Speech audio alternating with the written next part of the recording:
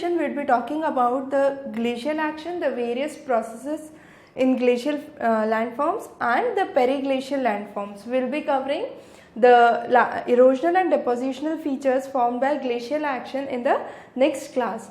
Now, to understand or to start with the glacial actions, we'll try to focus on the very basic concepts first. So, if we talk about the Earth's surface, I can say nearly 10% of the Earth's surface is under snow, and the region which is under snow or which is predominantly under snow would have glaciers, and those glaciers would lead to glacial action. Now, if I try to define on the globe, I can say this is the equator and this is the poles, and as you move towards the poles, the temperature decreases. So I can say the snow line, which is a line that demarcates the permanent and the I could say it's a zone that lies between the permanent snow and the seasonal snow. So snow line in case of equators occur at higher altitudes as compared to poles, because poles in general are cooler. So you have snow line which is at a lower level as compared to equator, where the snow line is found at much higher altitudes. So at equator you have a snow line which is found at higher altitudes as compared to poles. So this is the concept of snow and snow line. Now when we try to understand glaciers, there are two zones that we must try to understand. First is the zone of accumulation. So zone of accumulation means it's the zone where the fresh snow is collected, or I could say it includes the huge volume of ice or snow that's falling. However, there is another zone which is known as zone of ablation. Zone of ablation is the zone where evaporation and sublimation is predominant. So evaporation and sublimation, these two processes leads to loss of glacial mass. Because of evaporation and sublimation, there is loss of glacial mass. So in this diagram, you can very well understand this concept. So you have the mountain ranges here, and this is the snow line that we have drawn. So this is the snow line. The region beyond the snow line is the zone of accumulation, or I could say it's the region where accumulation is predominant, and below this you have sublimation or evaporation that is predominant. So when I say accumulation is more than ablation, that means formation of glaciers is taking place. However, if I say the process of evaporation or losing of the mass of glaciers is dominant, that means ablation is predominant as compared to accumulation, then in those regions what would happen is the glacier would recede. So as it comes to lower altitude, below the snow line, we can say what happens is glacier front starts to recede. So that is the normal process of the formation of glacier. Now when we talk about glaciers, we can divide it based on two categories or two criteria. One is based on the thermal characteristics and the other is based on the morphology. So let's first talk about the types of glacier based on morphology. Based on morphology, you have either alpine glaciers, or we also call it valley glaciers. They are also known as niche glaciers, cirque glaciers, or mountain glaciers. They are usually found at the top of the mountain ranges. Then you have the ice caps. These are the entire mountains which are snow laden. So you have the entire mountain which is covered with snow. The next is outlet glaciers. Outlet glaciers are the region where the ice or snow, I could say, extend into the valleys. So the region of valleys also have the element of glacier, so that is known as outlet glacier. Ice sheet is a huge spread of ice that covers continents and continents, and it spreads over kilometers, or I could say miles. So it's huge extension of ice that can be seen. Then you have continental glaciers. The best example can be Antarctica. So whole continent is covered with ice. Then you have ice shelves. Ice shelves are the areas where you have the main ice sheet, and beyond the main ice sheet you have floating ice that is found, and those are known as ice shelves. Then you have ice streams. These are fast moving sections of ice. So when you have fast moving sections of ice, they are known as ice streams. And finally you have tide water glaciers. Tide water glaciers are the glaciers which terminate above the sea level. A good example here would be the Hubbard Glacier. So you have Hubbard Glacier as a good example in Alaska, which is considered as one of the longest tide water glacier, and here the glacier terminates before the sea level. Okay.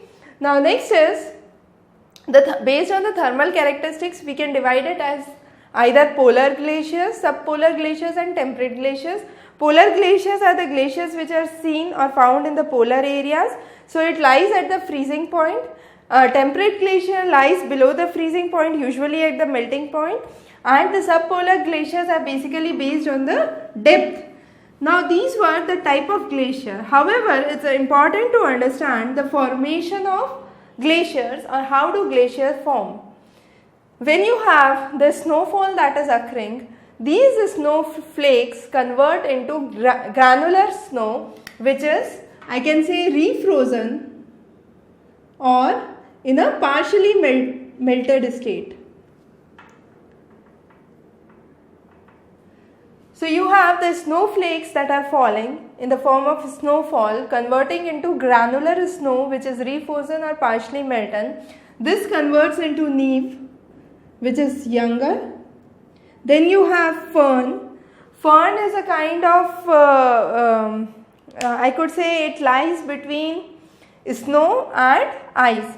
And finally this fern converts into glacier ice. So this is the process of formation of glacier. So how do glacier form? You can say snowflakes convert into granular ice, which converts into neve, finally fern, and then the glacial ice. Now how does this process takes place? Conversion of snowflakes or granular snow into neve or fern. This process is known as nevation. So you have the process of nevation that occurs, which converts, I can say, snowflakes into fern, or you have granular snow into neve, or either neve or fern, and this is known as nevation. Usually it occurs by the process of mass wasting or the freeze and thaw. So freeze and thaw cycle means you have the region that freezes, and then there is kind of expansion and contraction, and because of which you have formation of fern. So this is the first process or first feature that we would understand, that is nevation. The next is ablation. Ablation, as we already understood, is basically due to evaporation and sublimation. So you have loss of the glacial mass. The third process is calving. Under this, what happens is you have the glacier and you have the marine water. When the marine water enters into the pores or the spaces of the glacier, the main glacial rock tends to break off, and this is known as calving. The next is serac. Now there are two things. First is serac and serac. So there is a minor difference between the two. So one ends with E, other does not end with E, and these two terms are different. So serac, when we talk about, you have the glacier ice that breaks into ice pinnacles. So it's kind of long needle shaped pinnacles that you can see under serac. However, under serac you have the ice blocks that are formed as it crosses the crevasses. So you have the glacial mass, and surrounding the glacial you have the crevasses. When the glacial mass crosses the crevasses, you have the formation of serac. And finally the last is, the most common, is the iceberg, which are huge masses of ice which can be seen floating in the water.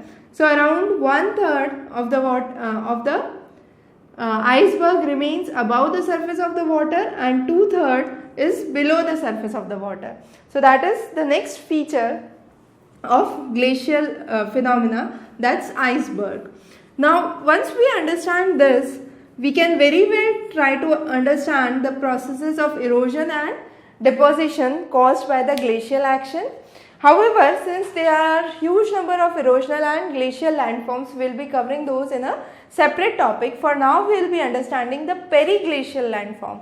Now, to understand the periglacial landform, it's very important that we have already understood what is a snow line. So, snow line is a zone between the permanent snow and the seasonal snow. But within the horizontal layers of the Earth's surface, when the phenomena occurs or is regulated by temperature and not water, we call it permafrost. So, permafrost layers are governed by temperature and not by the water or snow. So, what is happening here is we have divided the layer of earth into three parts: the active layer, the permafrost layer and the thallic layer. The active layer is a kind of seasonal layer that freezes and unfreezes. So you have, during the season of winters or heavy snowfall, you will have a huge accumulation of snow in this region. However, during summer weathers or warm weather, you would have no snow in that region. So that is what is active layer, which actively keeps on changing, or I could say which seasonally varies. So you can say active layer, the topmost, which is the active layer, varies seasonally. Below the active layer, you have the permafrost. Now to understand permafrost, the best thing I can say is it is a region which remains at a temperature below 0 degrees Celsius for a minimum period of 2 years. So if the region is, if the snow is there, I could say ice is there for a period of more than 2 years, then only I can say that region is permafrost. And below the permafrost you have thallic. Thallic is a region which can be found within the permafrost, in the region between permafrost and the active layer. So all these are thallic, and thallic has soil and sediment deposits, and they can occur at a temperature of 0 degree below or above 0 degree. They do not have a kind of frozen atmosphere, so they are kind of unfrozen sections of land that can be seen. So these are the three horizontal layers that we can divide for the Earth's surface. Now to understand the permafrost, which is a continuous layer which is under snow at a temperature below 0 degree for a period of minimum 2 years, this can be further divided into 5 types. The first is continuous, discontinuous, alpine, sporadic and subsea. So first is continuous. Continuous, as the name suggests, remains there for a huge extension and a huge period of time, and the temperature is usually at an isotherm of -7 degrees Celsius. Discontinuous can be seen in the form of pouches, and these are usually at a temperature, or I could say isotherm, of -1 degree Celsius. Now let's move on to the three remaining types of permafrost. Alpine. Alpine is commonly seen at a higher elevation. They can be either continuous, they can be discontinuous in nature. If they are continuous, they are usually found at an altitude of 11,500 feet and above. If they are discontinuous, they start their formation at around 5,600 feet and above. Then you have sporadic. Sporadic means they occur, I could say, scattered, and they have sections of unfrozen land that can be seen in between. And then you have subsea. Subsea is the permafrost that occurs below the sea. So beneath the sea water, you can see the regions in North Russia, Alaska, the northern parts of Canada would be all examples of subsea permafrost. So you have the diagram here. Now let's understand. As you can see in this diagram, we have tried to explain the various layers. So the topmost layer, which is this, is the active layer. Here the snow seasonally varies. Below this you have the layer of permafrost. So this is the layer of continuous permafrost that exists. Then you have the discontinuous permafrost that can be seen here. The various types of permafrost that have been discussed. Now last is thallic. Thallic can be further subdivided into three types. You have open, closed and through thallic. When I say it's open, that means it starts at the surface and finally this thallic ends in the permafrost region itself. So this hole is the permafrost region and this thallic opens on the surface and ends in the permafrost. However, a through thallic would open on the surface but end in a unfrozen land. So you have the open thallic that is finally ending into a frozen land, the through thallic that is opening into an unfrozen land. It starts at the surface but opens into an unfrozen land, and finally you have the closed thallic that lies within the permafrost region and it does not open out anywhere, it's closed. So you have an unfrozen section of land which is closed by itself. So that is what is the closed thallic. So we have talked about the active layer, permafrost and thallic. Thallic can be further subdivided into three types. Permafrost can be further subdivided into the 5 types that we have discussed. Now next is what is ground ice. The ground ice can be classified into 5 types. You have the pore ice. Pore ice is the ice that is found in the sediment region. So you have the sedimental region, the region which has small sediments, and you have the pore that fills up with water and finally converts into ice. Then you have the needle ice. Needle ice is kind of pointed ice which is narrow and it loosens the soil. So it's pointed and it tries to loosens the soil in which it exists. Then you have the wedged ice. Wedged ice is the ice formed by the process of calving. So you have the formation of wedged ice. The wedged ice is again, it's by the downward narrowing, I could say, and it again varies with temperature. So as the temperature increases, the liquid, the freezing decreases and the formation of wedged ice decreases. Then you have segregated ice which is found scattered and it's found mainly in the permafrost region, and you have the intrusive ice. Intrusive ice is the ice which is due to the refreezing of the ice that is injected into the subsea level. Now we will talk about the various periglacial landforms. So what we would be discussing today is the periglacial landforms. Now there are 7 to 8 commonly understood periglacial landforms. The first of this is a patterned land. Patterned land is a region. All these periglacial landforms are the result of activities of nivation, ablation, xeric formation, glacial action and formation of icebergs.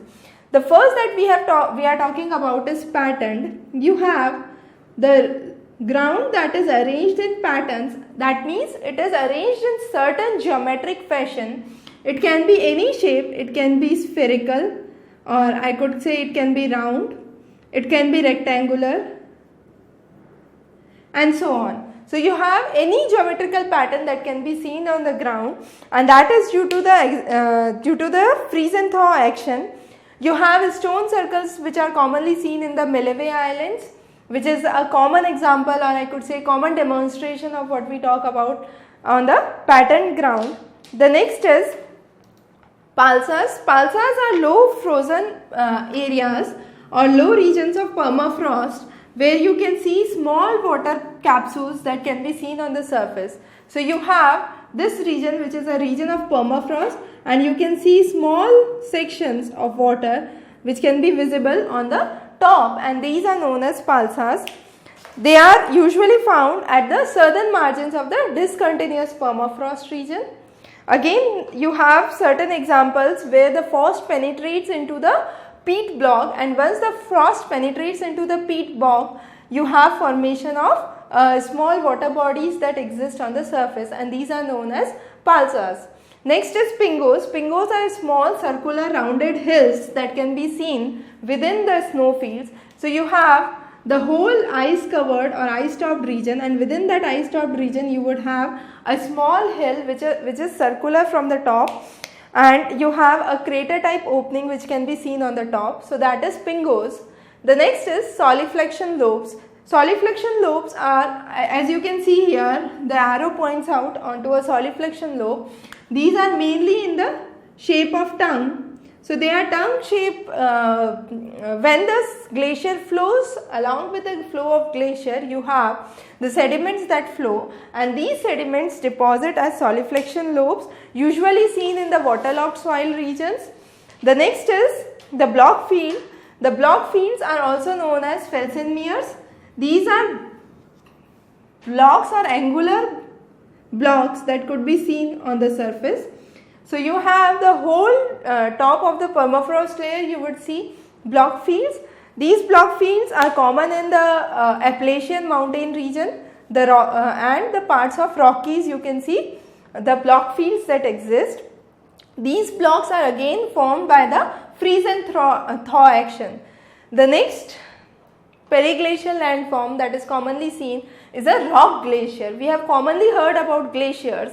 Glaciers are mass of ice that flows along. However, a rock glacier is not a mass of ice, but it is a mass of rock that slips along in the regions of terminal moraine, as you can see here.